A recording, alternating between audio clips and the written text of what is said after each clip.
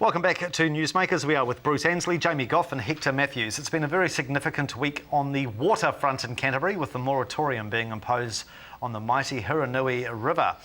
Is this a welcome development from our dictatorial commissioners? And should this give us some newfound confidence in this new arrangement, Bruce? I don't think so. I mean, there's nothing at stake here. The Huranui project's on hold anyway. And in my view, I mean, the commissions have no value anyway. I've lost my vote. I've lost my say on one of the most important issues facing Canterbury. I don't know what the moratorium's all about, but I don't think it means very much in the grand scale of things. It could be argued that what has happened is really just a continuation of what ECAN has been accused of doing in the last 19 years, bugger all. Yeah, Are they just kicking it into touch for another 15 months? I agree with Bruce. It's a face-saving thing, isn't it? They can look like they're doing something without actually doing anything, because it was going to happen anyway. And oh, look at us, we put a moratorium in, we're going to take some time, take a deep breath and find out, whether or not we ought to dam the Huranui or divert its waters elsewhere and so on. So it's the ability for a PR company to say we're doing lots when actually not doing anything at all. So this is much ado about nothing. What's more important is the issue of water in Canterbury and whether or not that does get sorted out, because and I know this really does polarise people. That there are groups of people who think we should, turn the arid Canterbury plains into plush green pastures and let cows do their thing all over the place. Well, I'm not one of those, and it really worries me that I can't have any input into that at all. That's right. Doesn't matter which side you're on. That's exactly right. Is there a middle ground in this debate? Is there a tenable middle ground? Well, nobody's found it, have they? No. I mean, this has seen the biggest protest, the biggest protest in Christchurch for years and years and years. Hey, but quite rightly so, because water quality is so drastically important. It is, and I actually said this last time I was on here, but it's our gold, it's our oil. Water quality is, and the preservation of it and making sure that future generations are going to be able to enjoy the benefits of it is the most important thing Canterbury is facing. So I'm not happy with the fact that we don't have a voice there elected. But hey, what's done is done. We can't alter that now, so let's just hope that the people that are in there make the best decisions. All right. Pokies. Late on Friday, the City Council has voted against Addington Raceway's submission for an exemption from the sinking lid policy. So their request to install those 18 pokey machines will not proceed. Just very quickly, do you think the council made the right decision, or was this an election year decision? Hector? Yes, well done, very courageous.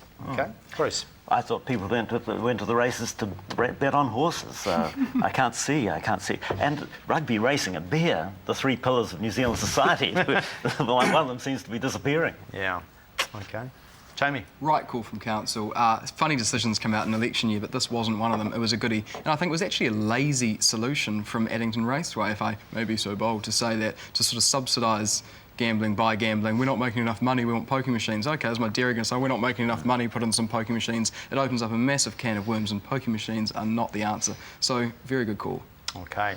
Now, Middleton Grange have had a shocking week on the PR front with the revelations that they sacked their netball teacher because they found out he was gay, and the Board of Trustees just couldn't deal with that, so they got rid of him. What do we make of this, Hector? Didn't they ask it in the interview? That's very facetious of me to say, isn't it? Look, it went really quickly, so I guess you could argue that they've done a good job at renegotiating, because the last story I heard was that he was offered the position again. Yep. I'm assuming it's a he. Yes. He was offered the position again, but he didn't want it and wanted to remain anonymous. And I understand why he wants to remain anonymous, because it'll just become a circus. Yeah. But, But if I had a kid and I was thinking of sending him or her to Middleton Grange, I'd rethink. I mean, schools are supposed to open you up, not shut you down. And this is dinosaur stuff. Yeah.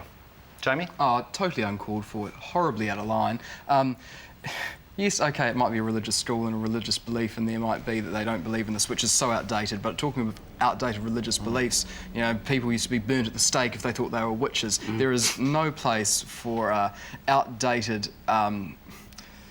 discriminatory beliefs that are in schools, for instance, which are supposed to instill these good values, and they're certainly not going to override human rights. So I feel really sorry for this guy. And from a Christian school, I think if there was a God, he'd be absolutely. I'm not a deeply religious person, but if there were Love one one up another, there, that's what he said. yeah, he did. And I think he'd also be very upset that there's some poor guy's being persecuted about where his sexual attraction may have been. It's totally irrelevant, and I'm just very happy that he was given another opportunity in another school. Interestingly, yes, Rangiruru, who are also a special character school with a Christian bedrock. Christian too. Yes. Yeah, Oh, kia ora te interesting, eh? Rangiru. Well done.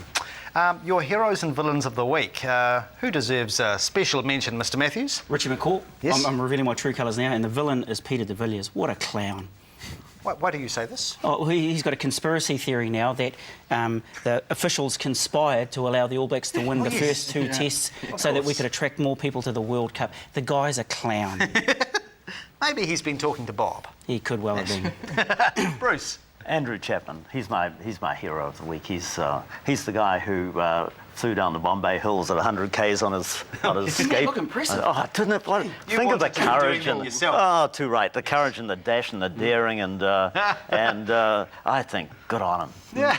It was legal too. Yes, isn't that extraordinary? Was it? Yeah. Oh, yeah, that's It's a vehicle, like all other vehicles. Yeah. They were worried that they didn't have brakes or indicators. That's what the cops were. And one guy was in bare feet. Yeah, love it. gutsy. I think it's awesome. I felt sorry for the truck driver. He must have got the fright of his Yeah. life. Yeah. I'll give my thumbs up to actually taking off what we were on the school thing. I think it's got a nice synergy there, so I'd give the winner of the week to Rangiruru, and I think the sinner of the week, which is quite good for a Christian school, very apt, and the sinner is the Christian school Middleton Grange. Yes. Well, Middleton Strange, as Yeah, someone I think it was. called the other So day. what is their chairman going to do or something when they're sitting on a plane and he sits there, oh, thank you very much, oh yes, what?